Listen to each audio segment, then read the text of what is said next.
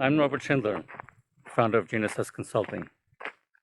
Today I want to talk about satellite-based road pricing, which includes tolling, road user charging, and urban congestion pricing.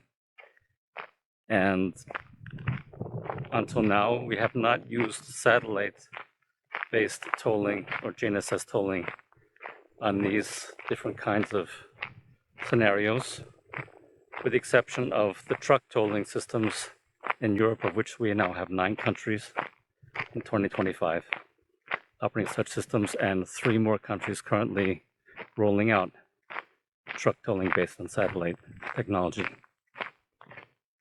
So why haven't we managed to do this for other schemes, including passenger cars?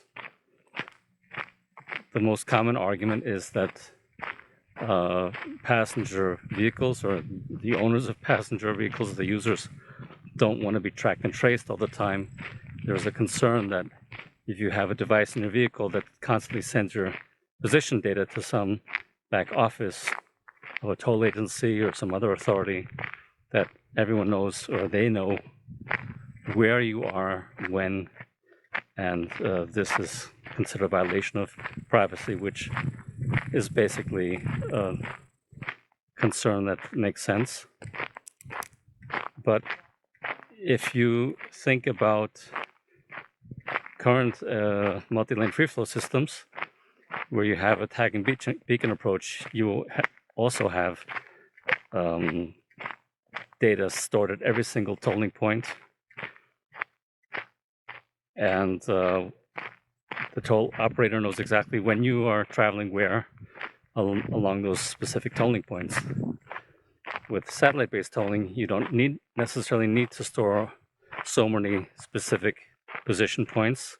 You can just measure the distance traveled while you're traveling on a toll road, or if you're obliged to pay a distance-based fee in any kind of road, you just measure the distance while the vehicle is traveling without having to send all that data about the exact location. So there's various approaches to this. One of them would be to have a map stored on the device in your vehicle, which could be a satellite onboard unit, it can be the telematics built into the vehicle, could be even a smartphone app. And if you know in your vehicle where you're traveling, you can measure the distance that you have to pay without having to transmit your position to some back office. So that would be a thick client approach. And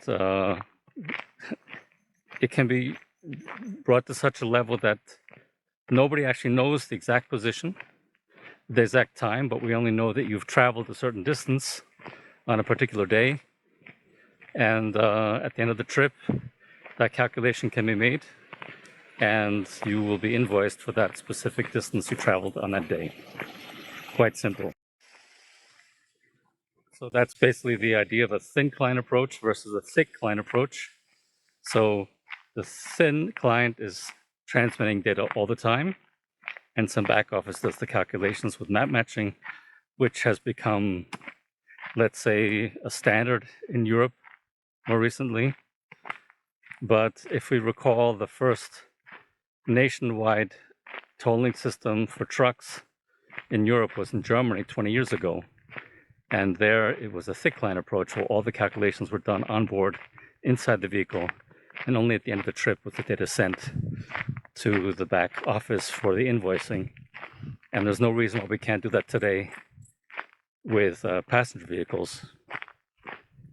So I think we will soon be seeing the use of satellite technology for these different schemes, in particular because it's much more cost effective. You need much less roadside infrastructure for a satellite-based scheme. So for now, I'm signing out from the Wilde Kaiser Gebirge, so the mountains of the Emperor in Tyrol, Austria.